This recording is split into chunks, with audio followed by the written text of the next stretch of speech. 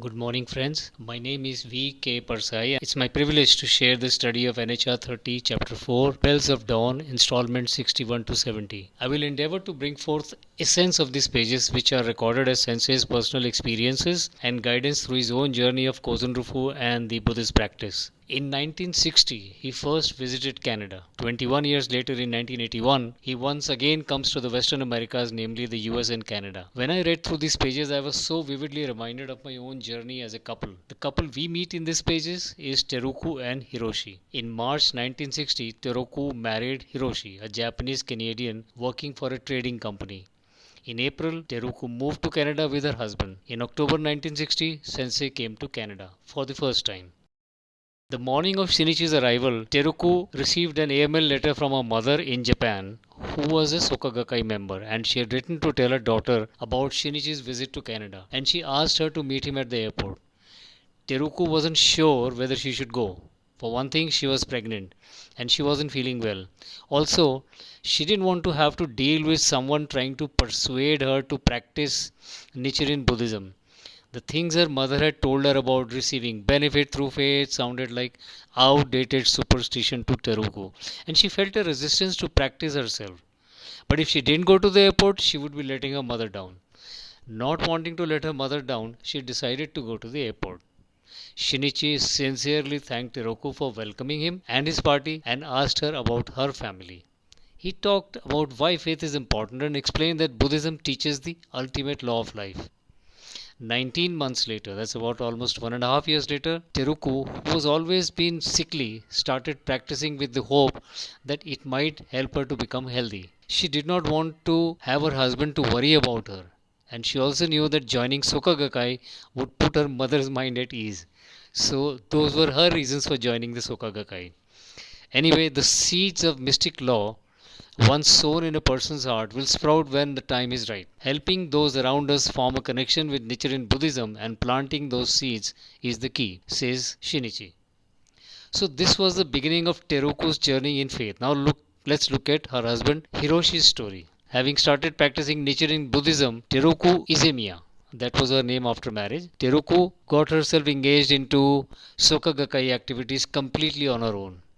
Using as a guide the issues of Shekyu Shumbam, which she used to receive from Japan, she visited people she knew and spoke to them about Buddhism. To attend Soka Gakkai meetings, she had to travel by bus or by plane across the US border to Buffalo, New York, or New York City.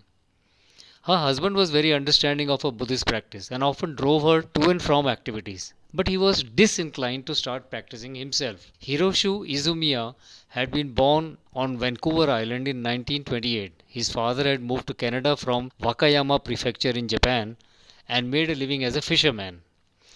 When the Pacific War broke out in 1941, the Second World War, Japan became an enemy of Canada.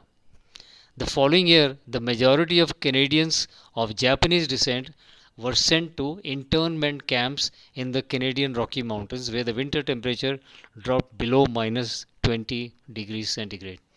Some Japanese Canadians volunteered to serve in the armed forces of Canada to prove their loyalty to Canada. Others denounced their decision as a betrayal. Bitter feuding and hostility caused deep, painful rifts in the Japanese Canadian community. In 1945, when the war finally came to an end, they had no homes to return to. The Canadian government presented them with a choice: either return to Japan or relocate to the eastern part of Canada. Hiroshi's father was already 70 years old and had always hoped to spend his final years in Japan. So the family of Teruku and Hiroshi thus moved back to Wakayama Prefecture in Japan. Now, having lived in Canada, Hiroshi's skills with the Japanese language were not so good, but he endeavored to polish his Japanese as well as acquire more education so that he could be better employed. After earning his education in economics, he worked with a foreign bank. But after a while, he started thinking about returning to Canada and acting as a bridge to promote relations between Japan and Canada. He found a job at a Japanese trading firm that had an office in Toronto. Sensei adds here, those who have suffered in war have a mission to live for peace. The same is true for any suffering. Anyone who has suffered difficulties of health, financial hardships, losing relationships, they all have a mission to overcome their sufferings and live in peace and happiness. In 1960, Hiroshi's trading company opened a subsidiary in Canada. That same year in March, Hiroshi married Teruko, and in April the couple moved to Toronto. And when in October 1960, the same year, Shinichi visited Canada, he was greeted by this just one person, Tiroku Izumiya, who came to receive him rather unwillingly, with resistance in her heart, and only to make her mother happy.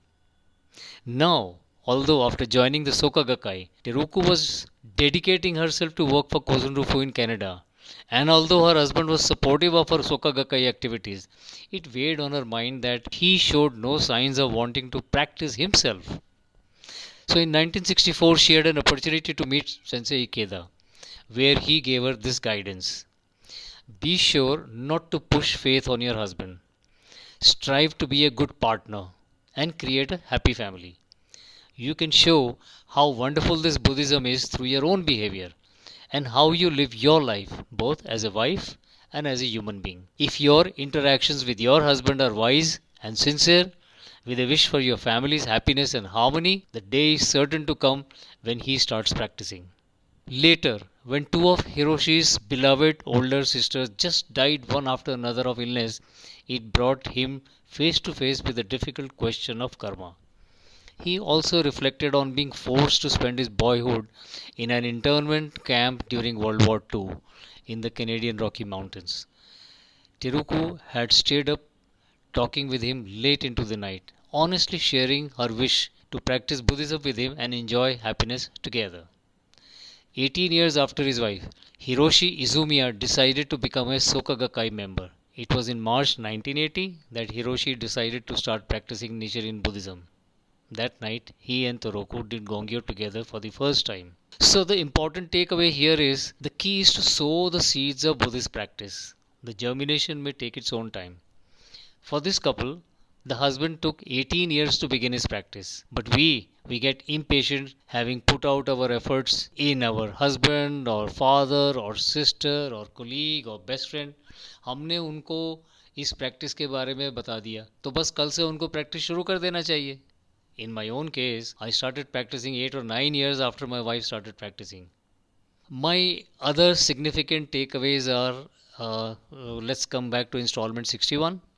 Here, Daisaku Ikeda Shinichi, he extolled means he praised the United States as a melting pot of diverse people, as a microcosm of the world, asserting that a formula for world peace would be found in their unity and solidarity.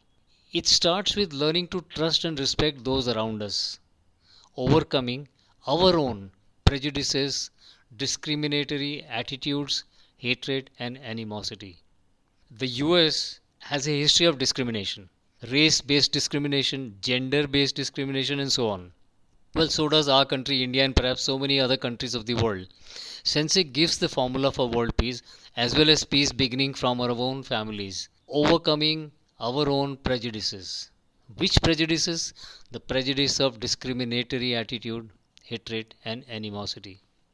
The next takeaway is from installment 66 and 68, which stayed with me, impressed me, and that is our behavior as in a relationship role as well as a human being. I'm studying from there. Shinichi said to Teruku, who as the organization's chairperson and central leader had opened the way for Kozunrufu in Canada.